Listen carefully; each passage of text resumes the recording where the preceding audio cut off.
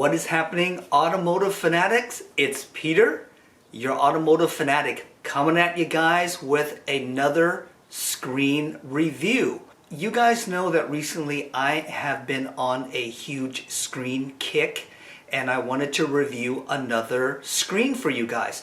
We are looking at a company called TMA, and they produce a fair amount of Tesla accessories. With today's screen that we're looking at, it's going to be a little different than what I have been showcasing lately. This one actually sits on the steering wheel itself. So here is the product right here. And as you can tell, this is the base or the top of your steering wheel with the screen itself. You can order it directly from TMA. You want to take a look at this product here, and it's going to be called the T6. It's a little smaller, so it obstructs less airflow because it does sit in front of you and there's no vents that allow complete airflow through. You'll have probably about a 10% reduction in airflow. This is also nice because it has CarPlay and Android Auto, and another big feature, you can attach a front-facing camera, which we will go ahead and do today as well. So overall, what you need to do is you need to remove the right side panels to access the OBD connection. You're also going to remove the panel from your steering wheel column, which I'll show you, and then you're going to put it all together. And of course, you need to install that front-facing camera. And at that point, what you need to do is you do need to remove the panels inside of your frunk. Not too difficult at all. We'll go ahead and go through all of that. So without further ado, I want to go ahead and show you guys this installation as well as a review of the product.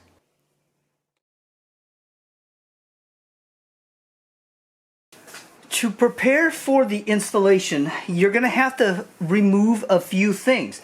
Now there is a side panel that just sits right here, and you want to use just a small prying tool to get this off. It's essentially held by just these little clips here, so very easy to do.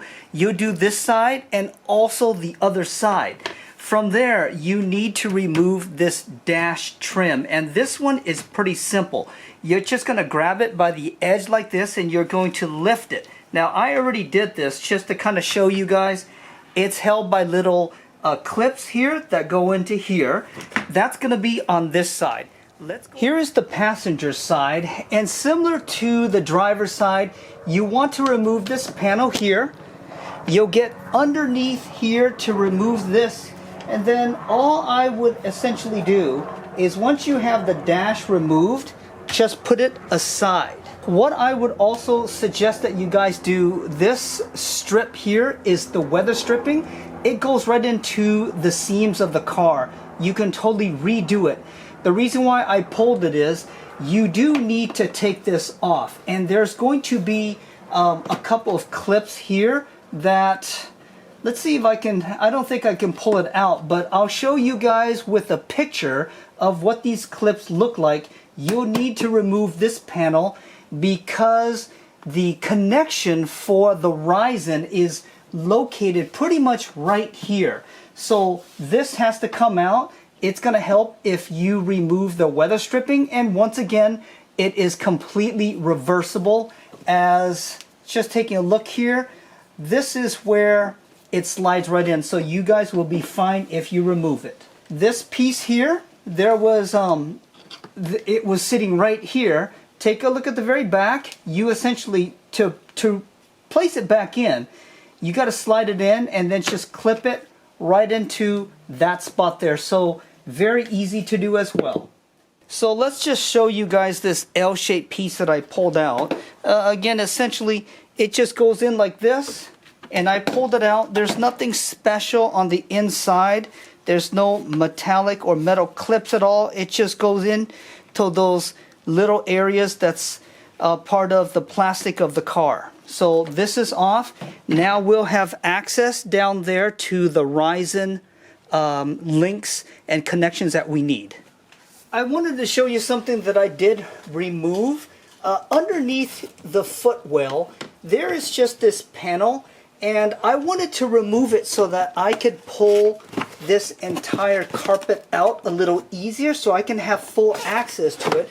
This one is pretty simple to do. There's 1, 2, 3, 4 more of these little clips that you see here. So you'll remove those and then you'll pull this off.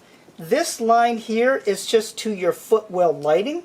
You can leave the little speaker wire connected because you can just kind of set this one aside as you don't really need to disconnect it. So now we have pretty much full access to all the areas that we need. We've got the Ryzen set up over here, and I'm going to go ahead and locate it to make sure that everything is where I need it to be before I start the final installation of the wiring and such.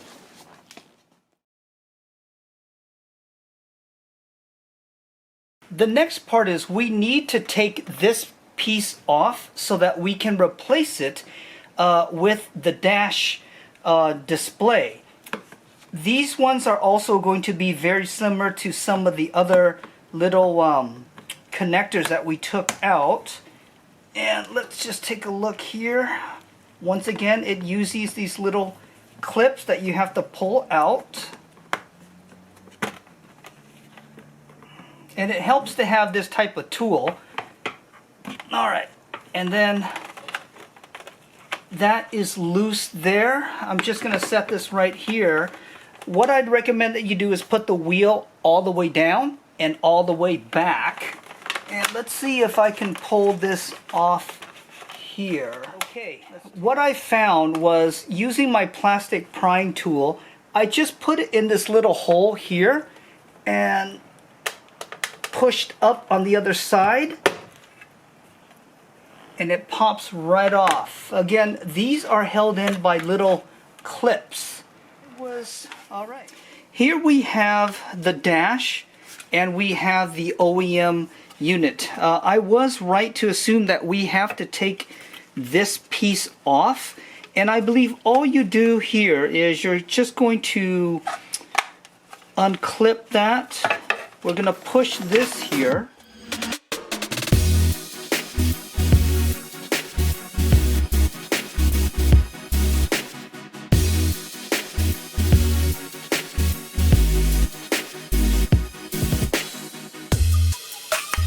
Okay, now this unit is ready to be installed back in the vehicle. For the next part of the install, what we're going to go ahead and do is we're going to mount the dash. Now this is a very crucial part of the install, and it's all because of the wiring that you have to do. We actually took the path of running it through the dash here. Now the issue that you do run into, whether you go down or on top, is you have to keep the attachment from the monitor and this completely clear of this steering column, because as you can tell, it moves up and down and it goes in and out. So the last thing that you want to do is just arbitrarily stick your wire in here, and for some awful reason it catches a mechanism that it's moving, and now you've just completely fried your display and potentially destroying your Tesla. So you do not want to do that. Here you can see the screen mounted on the steering wheel column, and I wanted to show you how I have the wiring. There's the steering column mechanism that moves in and out, up and down. You can take a look and you can see the wiring that I have right here. I have essentially taped it away. I went ahead and tested the wheel itself to make sure everything works okay and it doesn't pinch any wires. So that's what you want to go ahead and do. Now what I'll go ahead and do here is I'm going to run all the wiring over and down on the other panel. you can see that I have this wiring already passed through this device here, and it's just going to run here, and all the wiring will be on the other side. To get the camera wire through the firewall, you need to find a location to get it through. Now this part here is essentially your insulation from the outside, because on the other side there's going to be your metal firewall. This is just carpeting, and what I did for illustration is I went ahead and poked a pick through there, and I'm going to show you what it looks like on the other side. So there is your firewall. You've got on the inside here of the engine bay, you've got insulation. Now if you take a look, there is that pick that I poked through. And as you can tell, see this little circle right there? That is part of the firewall that has a hole that you can poke and fish your wire through. So go ahead and use it. It's totally safe. There's nothing blocking it from either side. For routing the camera wire, all I did was I routed the wire from here, and I kind of followed the path of some other wiring along all the way down here, and then I just ran the cable pretty much to the very front where my license plate bracket is, and I'll show you the final outcome of that camera in just a little bit.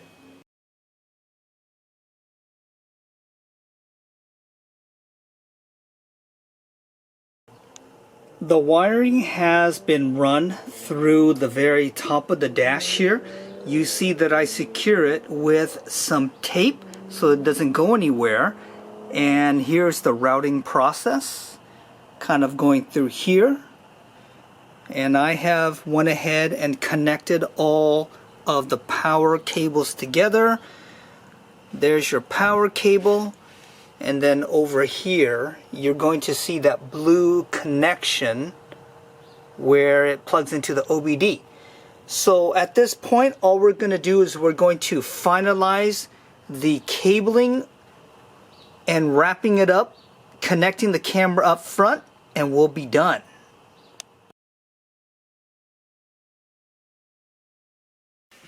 Here is the final look of the screen from TMA. Again, this is the T6.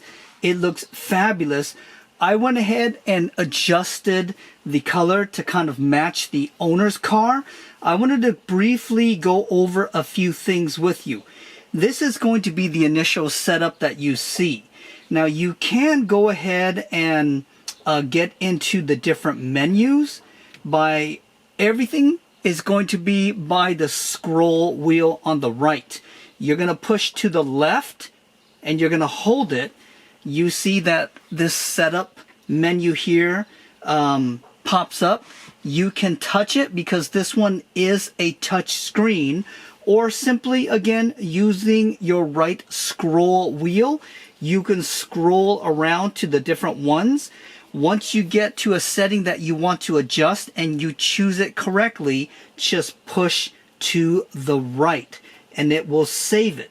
So we'll go ahead and return back to the original menu. And there you see it. Now once we go ahead and put it into drive, you'll see this here changes. You have your PSI tire pressure reading, which will change once you start driving. You have your speedometer. You've got your little icon of the animated car. You can go ahead and change through that. The way that you're going to do it is right scroll wheel. You're going to go ahead and choose different things here. You'll go to the setup. You can go to the different themes. Here's the theme. Push on the right side of the scroll, and then you can go through these different themes here. So we're going to go ahead and get out of it. I wanted to show you the front camera install that we did. This one with the right scroll wheel, you're actually going to push down. And there is the front-facing camera that you see. It is fantastic. You see a very nice display. It's crystal clear. To get out, you're going to push left on the scroll wheel, and it gets you right back to there. Now, you do have the option of choosing Android Auto. You can also do CarPlay. And to get into one of those, all you're going to do is you're going to select which ones you want. Let's just do CarPlay. You're going to push to the right. And what it does is it's going to ask you to use your phone to connect via the Bluetooth. It's self-explanatory. I'm not going to demo this because I've done it before in a few others, but it's very easy to pair up, and then you will have your nice CarPlay setup. So we'll go ahead and get out of it. Back in here. Now we're going to do a test of the air conditioning system. We're going to change the temperature. I'm going to put the cooling all the way. I can tell you right now, we're at 10. I have some flow coming through here. The way that this screen is set up, or I should say the steering wheel, it's all the way to the bottom, so I've got good flow. Now, if you actually push your steering wheel all the way up, you will have some blockage of your air. So you do want to go ahead and just put it a little lower, which is not a problem. And it has very nice flow. One of the other things I will go ahead and point out is if you have the yoke, that is going to be ideal because it does have nothing up here. You can see the screen much easier. But with this original wheel, you can see it. And depending on how you have it tilted up or down, you're able to see it pretty well. So not too bad. That is going to be it. Oh, one other thing, the mileage does correspond with what the car shows. The battery percentage, you see it's 57. On the car it does show 57. Overall, I think for the size it's perfect, doesn't obstruct air, and it gives you just the right of information without being overwhelming. I'll go ahead and kind of give you guys a final rundown in a little bit. With the TMA T6 screen fully installed, I would love to hear your guys' feedback on what you think of the overall installation as well as the product demonstration. I think it's a nice addition to the Tesla. It's small, it's not overly complex, and it provides just the right amount of information for your Tesla. The installation in itself, you do have to be very careful when you're routing that wiring through the steering wheel column. But again, follow along in the video, you should be perfectly fine. If you are interested in purchasing this screen from TMA, I will provide a link below in the description so that you guys can take a look at it and order it directly from TMA. And as usual, my automotive fanatic family, I do want to go ahead and thank you for stopping by, checking out another Screen Kick review that I have been on recently. And if you have not already, please consider subscribing to the channel. We are working close to getting to that elusive 10,000 subscribers that I am chasing, and I would greatly appreciate your support. Until the very next time, this is Peter, your automotive fanatic, signing off.